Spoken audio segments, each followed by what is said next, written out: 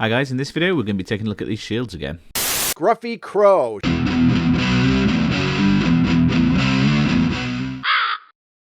Okay, so the shields on these guys, on the most part, are prints of my own design, based obviously very strongly off the original shields, but with little plug gaps in the middle there, so they slot on the better.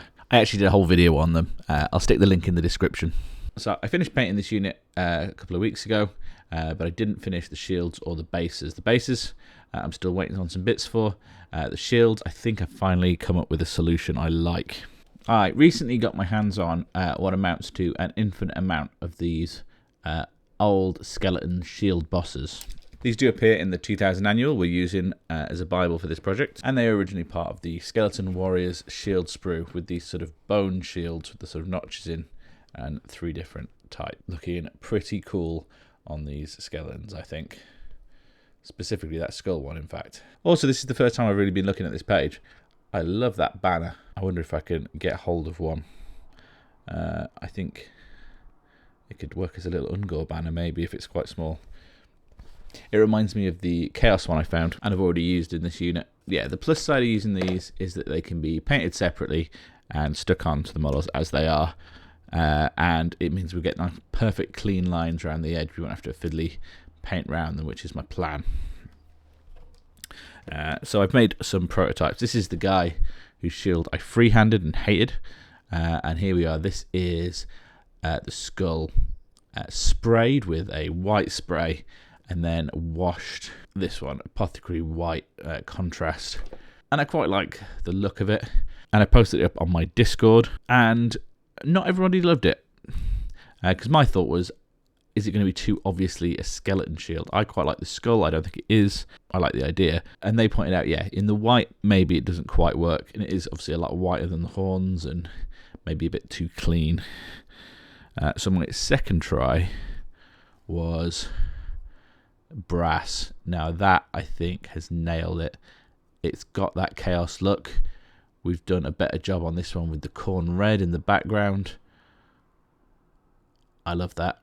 That is it. I think we've nailed it. The other thing we experimented with to get that painted as well was this. This is just a piece of MDF, and I wrapped some tape all the way around it, but back to front. So this is sticky on all the sides, except for obviously where it's been painted. This time I painted black. I would have done brown, but my browns ran out for the time being. And then we went Screaming Bell, Earthshade, and then I dry brushed with a brass. But I didn't quite get into that little dint there. I could do a little bit of a better job. And then the best one is the one we've used. So now I am scaling up production. So this is actually just a bit of corrugated cards working just as well. It is sticking to everything, but it's kind of meant to. So I'm just going to lay out 20 of these on here. And they don't really weigh anything, so the tape is more than enough to keep them in place. But there's nothing going up the edges, like if I'd used blue tack or something, which is what I used when I did this guy separately, to interfere with the paint either touching the sides or it can't pool underneath and keep them away from the shield. Wasn't sure this was going to be enough for the time being, which is why I made it much bigger. But actually, in this unit that is finished, there's only 11 more dudes that need doing, because that sort of command rank there with a couple of musicians already have shields. We've obviously done these guys, and these guys have got the sort of fur. All I'll do with these is just get into these little gaps and put a dab of corn red in there, just to sort of bring them in line with these ones. So I'm just going to give the shields a quick go with this Colour Forge matte black. There we go, nice and easy to spray from every angle on the card. And while we're waiting for those to dry, I've got the corn red. So even if I was painting this as part of the original paint job, I'd have probably painted these metal edges first. Just means it's easier to sort of highlight, I think, and dry brush the metal a bit when we don't have to worry about the sort of centre part. Okay, we've run against a little hitch. Some of the shields are the proper Games Workshop ones and are a bit smaller. So if I remember correctly, the Games Workshop sprue has 3 or 4 different shields on it, all of slightly different sizes, or at least like 3 different sizes. So it's still larger than the ones the Ungors have got, but it's smaller than the standard ones. But I think I've got a bit of a way around that. Those two will just have to step aside for now. Okay, so while the corn red is drying there, these are ready for a little bit of paint, I think. We're going to go with this Screaming Bell straight out of the pot with a nice big fluffy brush. And just look how fast that is.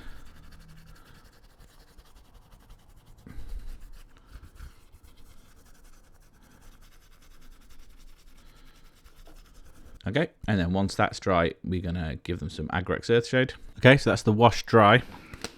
Next up, we've got this Retributor armor. And I'm going to use this as like a bit of a dry brush, just to bring a bit of that shine back on the highest points. And easy as that, the whole board is done. And yeah, I think they look terrific. Just going to clear up anything obvious off the back, but as you can see, there's nothing stuck up too far. I'm just going to use the tiniest dab at this thin glue, and then I should just be able to drop that in place. And that is not going anywhere now. That is significantly faster than freehanding them. I wonder if there's an easier way to get them off the tape. Yeah, that works.